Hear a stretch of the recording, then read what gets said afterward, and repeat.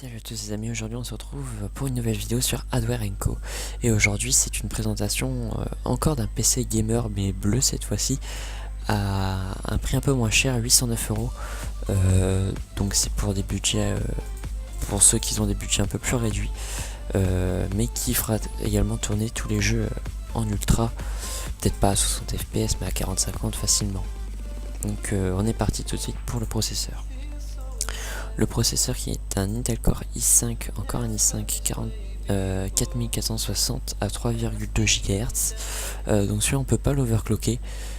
Pareil, un processeur socket 50 quad-core et avec 6 mégaoctets de cache qui utilise la technologie Haswell Refresh de chez Intel.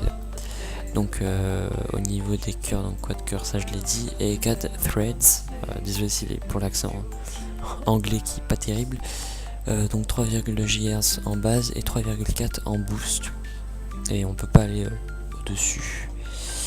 Donc voilà pour le processeur. Ensuite on a la carte mère, donc la MSI Z97 PC Mat, une carte mère au format ATX avec le chipset Z97 avec de l'USB 3.0 et du SATA 6 Gb seconde. Alors au niveau des connectiques, on a 2 USB 2.0, 2 USB 3.0, un HDMI, un VGA, un DVI, un Ethernet, encore de USB 2.0, donc 4, et les prises audio, donc micro, casque et un auxiliaire. Et on a les DisplayPort aussi. Voilà, donc on n'a pas le port optique comme sur la carte mère que j'avais mis dans la config à 1200, mais bon, ça suffit amplement pour ce budget là. Alors ensuite on va passer à la RAM, donc la RAM en DDR3 de la Kingston HyperX Fury Black, 8 Go de RAM à 1600 MHz, donc avec un petit refroidisseur sur le dessus, une très belle couleur, les noirs mat comme ça j'aime bien. Ensuite on va passer au Ventirad, le Ventirad qui est un Be Quiet Purock, c'est le même qui était dans la config à 1200. Donc je le garde parce que franchement il est super stylé et puis j'aime bien, il travaille très bien aussi, il fait pas de bruit, et pour le 34 euros franchement il est excellent. Donc ensuite on passe à la carte graphique, une MSI Radeon R9 280X gaming en 3 Go. Donc c'est une AMD, j'ai pris une AMD même si j'aime pas, même si je préfère Nvidia.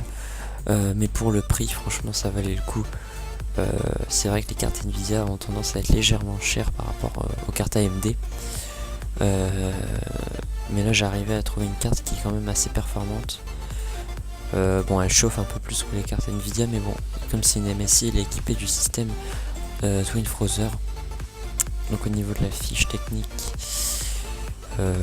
au niveau des ports, on a de l'HDMI, du DVI et du mini DisplayPort, 2 ports mini DisplayPort.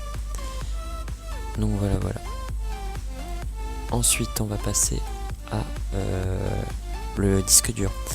Le disque dur qui est le Toshiba, donc je vous épargnerai la référence parce que c'est vraiment une horreur, un Toshiba de 1 Tera, un peu moins bon que le 1 Tera du Seagate Barracuda, il tourne un peu moins vite mais bon, c'est... Après, il est très bien aussi, hein. Il faut pas s'en faire, il tournera très bien. Et 1 Tera c'est bon, ça suffit pour cette config. J'en ai pas mis 2. 1 Tera c'est très bien. Au niveau du lecteur DVD, bon, un Asus de base. Pareil, je dirais pas la référence parce que c'est bizarre. Donc le lecteur DVD, de toute façon vous verrez ça dans la config. Ensuite au niveau du boîtier, le Bitfenix Neo bleu et noir qui est très joli, il existe aussi en rouge je crois. De toute façon vous voyez actuellement les photos à l'écran. C'est un boîtier moyen tour qui accepte les cartes mères du format ATX, micro ATX et mini ATX. Au niveau des connectiques, on a un USB 3.0, un USB 2.0, une prise micro et une prise casque. On a 3 ventilos. Voilà. Je trouve qu'il y a beaucoup de place et il est assez sobre comme boîtier.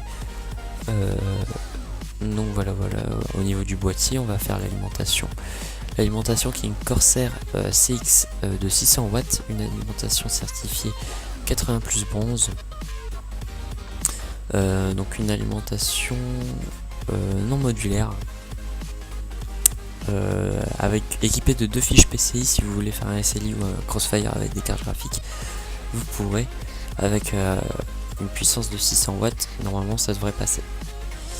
Et donc voilà pour cette config à 809 €. J'ai pas mis de clavier et de souris comme la config à 1200. Je vous laisserai choisir selon vos goûts. Après, si vous voulez changer aussi au niveau de la config, changer de ventirad, de RAM, de carte graphique, vous pouvez. Mais moi c'est ce que je vous propose à 809,90 € chez Top Achat.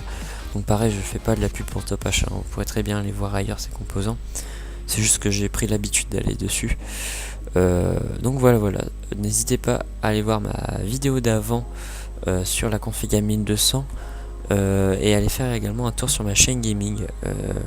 Après, si cette vidéo vous a plu et si vous avez aimé cette vidéo, vous pouvez la liker, la commenter, la partager et vous abonner à la chaîne. Et moi je vous dis à la prochaine. Bye.